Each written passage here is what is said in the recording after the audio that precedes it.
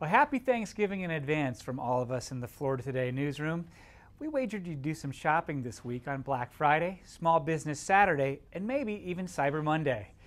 For some intelligence on the retail scene in Brevard, we talked today with Florida Today business reporter Ilana Kowarski. She'll be in the field leading a new team of retail commandos on our website and in social media, pointing to special offers and other conditions that count as breaking news this time of year. Coming up in the program, we'll also hear from a Central Florida couple who is hanging on to their tickets for a ride into space despite a disastrous test flight. We also talked to new House Speaker Steve Crisafulli of Merritt Island about his agenda for the state, and we'll introduce you to a Brevard County man who surfed every single day for a year and for a good cause. First, let's get the holiday shopping report from Ilana Kowarski. Ilana, thanks for joining us. This is a gigantic week for shopping. In stores, online, small business, big boxes, all kinds of stuff. I know you're on top of all of this. Give us a sense, just overview of business-wise. What are retailers expecting this year? Well, retailers are expecting, excitement this year, more spending because of the improving economy. So they're very excited about that. That's true both of big box retailers and the small shops around here. They're all excited. Now it's true there will be some more online shopping as opposed to in-store shopping, but the in-store sales are going to be pretty competitive, and the retailers are going to be competing to make sure they can beat Amazon, or try to anyway. Right. Wow. Are there any kinds of hot items or toys or gifts or anything like that that are on everybody's radar this year? Actually, there are a few. Anything with that involves Frozen, with the Frozen logo, Frozen dolls. Those are a big deal. They're the top-selling children's gifts on Amazon, and they're very, very popular right now. There's actually going to be an event at the Avenue Vieira on December 6th that will involve Frozen sort of festivities, and it's just sort of something that is still a big deal even now, and will be a big deal throughout the holiday shopping season for children. And then there's also going to be a big hit in terms of headphones, anything involving Bluetooth headphones. Beats and all those other types of things, yeah. So there's a lot of stuff, and there are of course important fashion trends, particularly athletic wear. That's going to be a big deal. Really? That's interesting to hear. Because after when we eat all the turkey and we pig out on Christmas food and cookies and things like that, we're going to need to work out, right? And that's right. Got to have some fitness clothes. Plus, gas prices are down low, which means an extra $50, $60 in somebody's pocket when they go out and they hit the mall or hit the stores, right? Yeah. Helps with some shopping. More disposable income means more shopping. How much of the shopping has migrated online? It depends on which forecasters you listen to, but it's nobody can argue that it's a lot of shopping that's done online, and a lot of people think that there's going to be more shopping done on Cyber Monday than on Black Friday, but again, the forecasts are different depending on who you ask. I think I saw just recently the National Retail Federation expects sales in November and December to increase. I think 4.1% was what they were saying. To like $616 billion, which is kind of hard to get your head around. But that's a bigger increase this year than the increase last year, which is going to be, I guess that's a sign of a recovering economy. Yes. Okay. You are going to be covering all of this, though, in some pretty special ways. Explain. Okay, so I'm currently running a blog called the Retail Commandos blog, and I'm doing it with the help of people throughout Brevard County who are sending in shopping tips. I call them the Retail Commandos. So you'll be seeing regular updates, and they're already actually online right now about great discounts, really compelling products, great customer service. The whole idea is to provide people with on-the-ground updates about what's going on in retail in Brevard during the busiest shopping season of the year. And it should be really good. There's already been many posts, and I'm hoping that there will be more on Black Friday. I'm going to be very active on social media. If you follow the hashtag 321 Black Friday, you'll get updates from me and my Retail Commandos on Black Friday. and I'll be continuously updating that. What kinds of things are the retail commandos, or will you be posting about? I mean, what kinds of things are we looking for? Well, you know, there's sort of some things that you want to know about on-the-ground shopping. Like you want to know where there are really, really long lines, for example, and wait times. That's something that's pretty basic that just is kind of information that is very useful. And then we'll also be posting stuff about discounts, customer service, and you know, anything basically that we deem useful and fun also.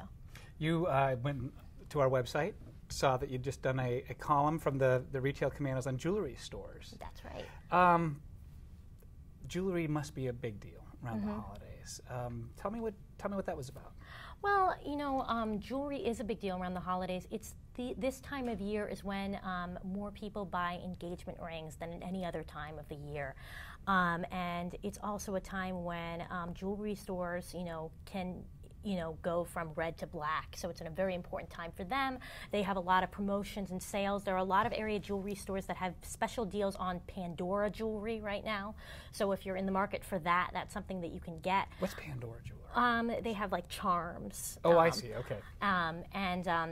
It's something that you know, is kind of hip and trendy.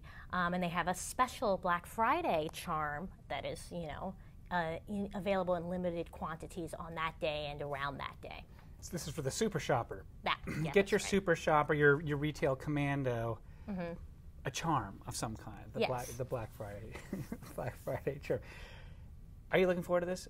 Yeah, it should be exciting. I really enjoy shopping, but this is actually going to be my first time where I actually like go out in the, you know, and explore on Black Friday. So it's going to be what time are you hitting the scene?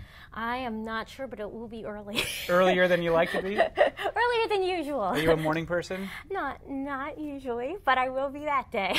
Okay, well I guess a lot of people have to get up early if they're going to wait in line, so they get to pull out, you know, the latest electronics or gadgets at some of the sales. I think that's pretty good. Be sure to hydrate, by the way. I think it's important. It's a long day, a lot of parking to do, a lot of lines potentially to wait in. You want to make sure that you're going to be healthy. There's a place to do that actually. Jenna's is going to be providing people with beverages and food. They're near the avenue, but they're going to be giving people free sort of free things to refresh themselves. So it should be very nice. And also you can look at jewelry at the same time. That's nice too. That's a good marketing technique, isn't it? Now, not every store is waiting, are they? I mean, are some retailers breaking the embargo, like coming out and opening up on Thanksgiving or earlier? Yes. Many of them are. Walmart's a notable place that's doing that, but there are a lot of big box retailers that are doing it, and you know, it's very controversial, of course, but you know, and most Americans don't like it.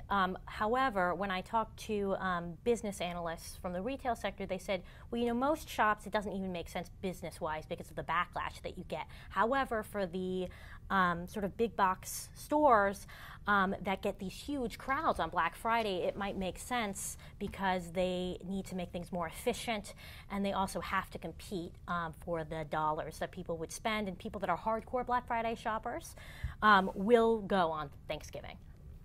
So they're the ones breaking the embargo. That's right. That's right. So so these people that are going earlier, the Walmarts and others, yes, they're just responding to the market. It seems like not everybody sees Black Friday as the cultural phenomenon. They just want to get the deals and they want to get them as early as they can. That's right. Although it is still, there are arguments about whether the extension of the holiday season actually will increase the bottom line or not. There's a compelling argument that actually reducing the festivity of Black Friday actually makes it so that you have less spending that day. It's kind of that there's a real quandary about whether if you make it less of an event, you actually increase or decrease spending. That's something that's up in the air. I have a feeling there's an economic study being done on this with real statistics and analysis at some university lab someplace. Now, one of the things that's becoming more and more an important part of retail and shopping are our phones and mobile. Will you be using yours? I mean, what are some of the ways that people are using their phones to shop or find deals or communicate? Well, one of the important ways they use it is for price matching. So if you are dealing with a retailer that promises to price match their competitors, then you can take out your phone and say, hey, this store that is your competitor offers this product for, $1, $2 cheaper. And a lot of times you can get them to lower the price, even if they don't have a price matching policy. So that's something that you want to have handy to show store managers if you need to. And it's also just useful because then you can, sort of look things up as you go, get a sense of what discounts there are, and get live information.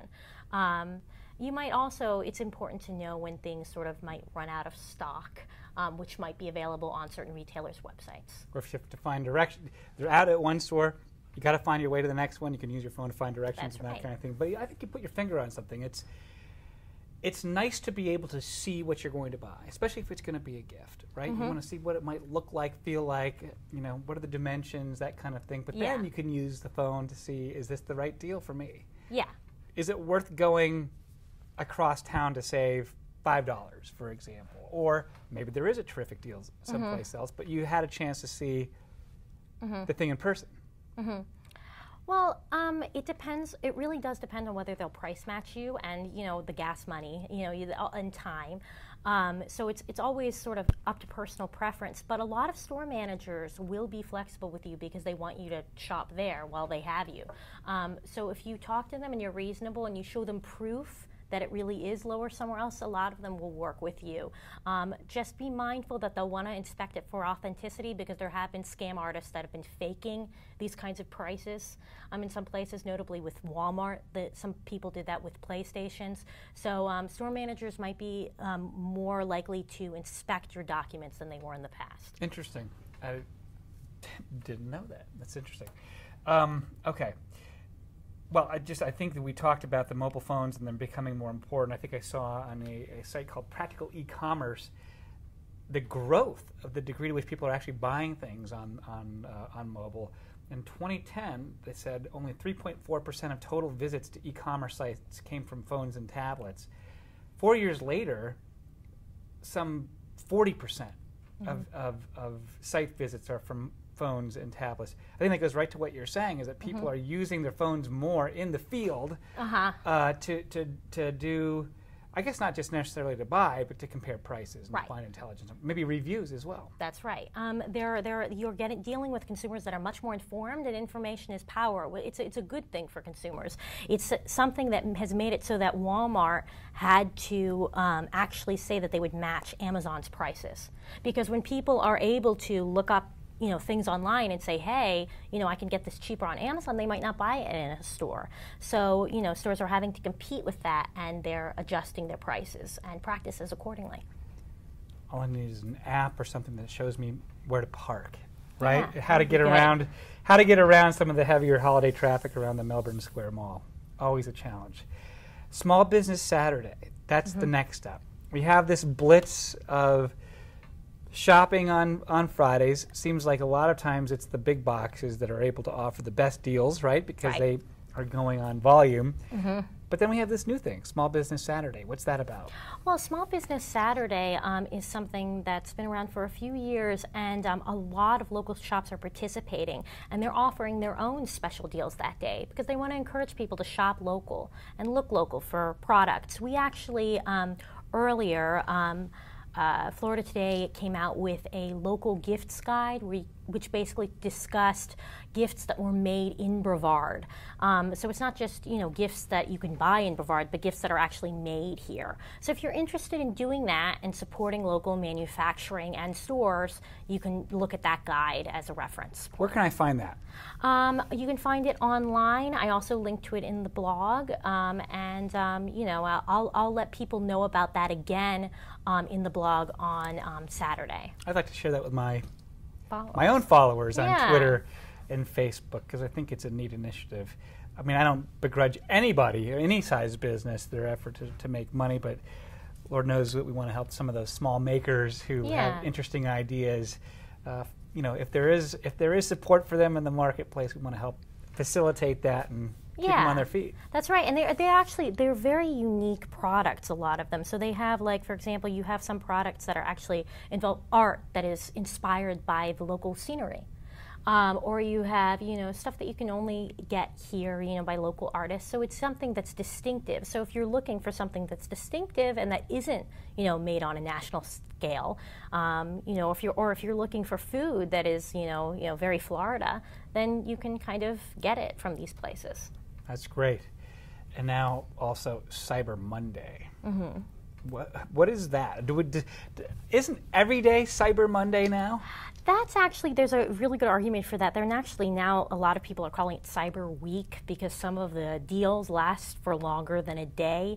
As a general rule, a lot of these deals are going to last longer for the day. That also is true of Black Friday, too, that a lot of these deals last for months. Or not months, sorry, a month. So it's something that to be mindful of, that you don't necessarily have to be there the day of always, if you want to avoid the rush. But it is true that there are a lot of special deals on Cyber Monday, and they're going to, kind of gather momentum on that day. So it's a good time to do a lot of surfing on the internet, and to make sure you're getting a good deal. And of course, in Florida, there's still no sales tax on online purchases where there is at the brick and mortar stores. That doesn't mean that people aren't supposed to pay it. It just means that they're supposed to collect it and send it in themselves, which nobody does. But so what else do you have coming up on the retail beat? What are you looking at from your position? Well, I am looking for. I'm actually interested in hearing some stories from retail workers, actually, about what it's like to be working during the holiday shopping season. I'm interested in talking to people about what it's like to work on Thanksgiving, what their feelings are, but just more broadly, I'd like to hear, kind of their funny stories about, what it's like to, be manning the registers during a very busy time, their kind of favorite customer stories, whether they're good or bad, and if they're funny, that's good too. I think some of the people that you can tell that there's new work patterns by what our package deliverers are doing in our neighborhoods now. There's so much more coming in after these online sales that you can see, whereas the mail truck or the UPS truck used to pull up and they'd walk your package up and that was it. Now there's a big truck comes in, there's little golf carts that go around everywhere with so many more packages that are being delivered. That seems like an area that would, just understanding the logistics of it would be kind of a gee whiz situation. Oh, it's almost like a Santa enterprise. That's great. All right, well, so you're going to be out on Black Friday. Look for you at hashtag 321 Black Friday. Right. They can look for all the posts by everybody there, and they can also follow me on Twitter. That's at Ilana Kowarski, and I'll spell that for people. That's at ILANA KOWARSKI. Alana, thanks for joining us here today. Good luck on Black Friday. Thank you. Try to get some coffee. Drive safely. I will. And I wish our local retailers the best. Yeah, me too. Now from the follow-up files. Last week I asked space reporter James Dean about the Virgin Galactic flight that broke up and crashed over the Mojave Desert, killing the co-pilot. Would it affect tickets or reservations held by people on a waiting list to fly? Dean told of a Winter Park couple who are keeping their reservations to ride aboard a Virgin Galactic suborbital flight just as soon as the company begins carrying tourists to space. Here's Florida Today's earlier interview with them. Sharon and Mark Hagel are future astronauts. At least that's how Sir Richard Branson refers to the couple and about 600 other people who have paid for suborbital trips to space with Virgin Galactic.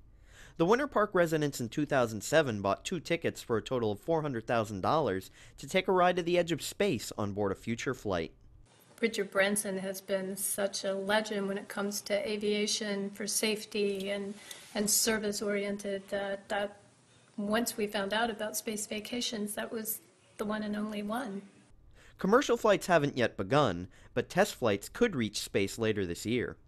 In April, the first rocket-powered flight of Spaceship Two was a success, as the craft that will carry 6 would-be tourists to space broke the speed of sound.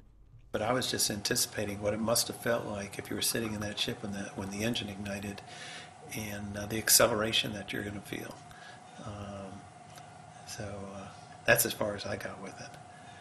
But yeah, it raised the level of excitement. there was just a surge of energy and excitement. And it was like, my first thought was, wow, this is really going to happen. Providing just a few minutes in space, some dismiss these flights as joyrides for wealthy thrill seekers. Mark Hagel disagrees, saying the flights have a greater purpose.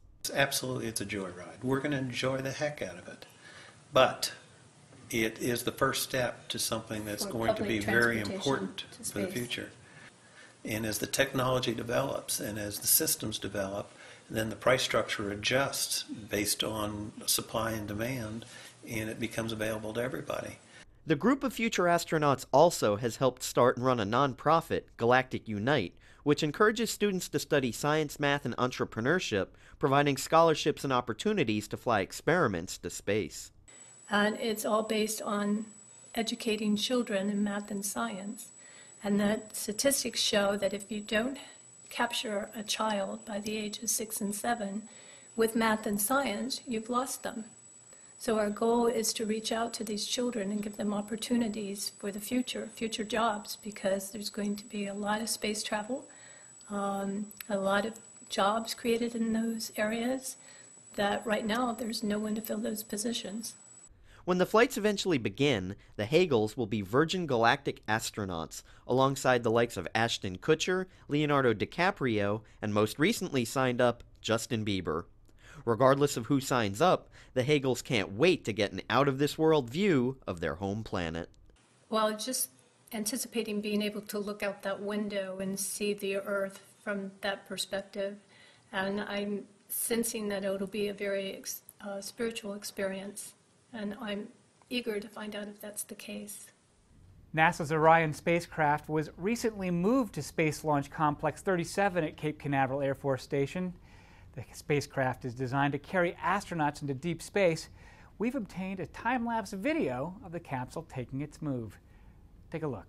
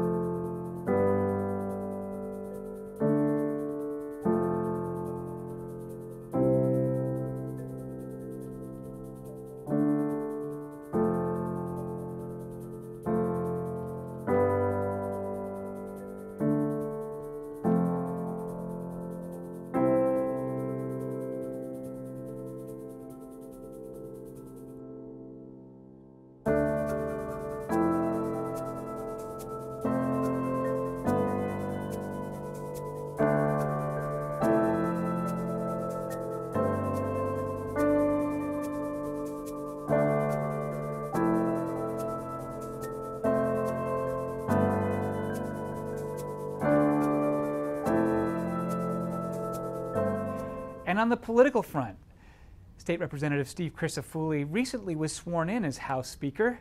The Merritt Island Republican will set the agenda, appoint committee members, and oversee development of state budgets. For a preview of that agenda, Florida Today caught up to Crisafulli after a local event. Here's what he said.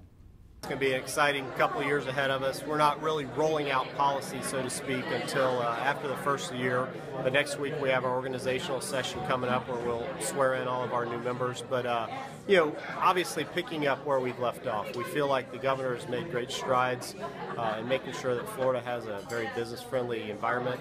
The legislature has worked very closely with the governor to achieve those goals. So those are things that are going to be certainly on the menu over the next couple of years from our perspective, but also a lot of conversations still on FRS and the Florida retirement system and trying to get that in correct posture for the future of our state and the future of our citizenry and state employees, and as well as water issues in the environment. The voters spoke very loudly this year with regard to Amendment 1, so we're going to be implementing Amendment 1 this year, and with that will hopefully be an overall water policy for the future. But, you know, there's a lot of things that are being talked about.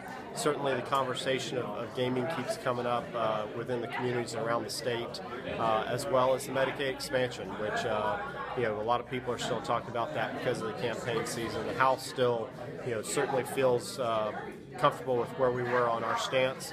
I always say never, but conversations are always on the table, and we'll look forward to what conversations might be had on those issues as well as others as we move forward coming up to the spring legislative session in 2015. And finally, a Florida Today video tribute to Eddie Gelus, a local who managed to surf every single day for a year, rain, shine, or cyclone.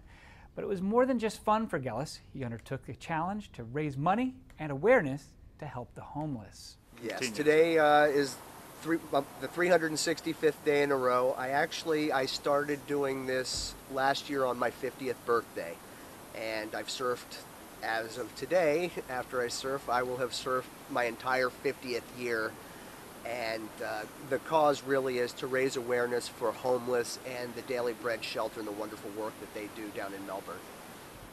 I guess I was just about to turn 50, and a lot of my friends were asking me what I was going to do to celebrate my 50th birthday, and I'm not much for big celebrations and things, so it just came to me that I could do some good with my 50th birthday. And for the past 12 years, my family's been involved in feeding the daily bread for Thanksgiving and Christmas. My father started doing this as a tradition, and when he passed away in 2010, I carried on the torch. And since I was going to start collecting money for Thanksgiving, my birthday being November 21st, I was already in that mode, so I went ahead and just decided. It came to me just as a quick thought, and I just went ahead and did it. At the beginning of the journey, I remember that the first week, 6 of the 7 days, I would never have gone in the water. It was very cold, and the challenge hit me early. I remember walking down the beach one time, and I was probably in maybe about 40 days or so, and sometimes just getting the motivation. We don't even like to leave our house, but let alone go in the water or walk on the beach. It's a little colder. And, you start off with a little bit of a pessimistic attitude. And I remember one day I was walking up the beach around the pier, and it was pretty desolate and cold, probably about 40 degrees, and it was one of those nice little damp rains. And I said to myself, I don't feel like doing this anymore.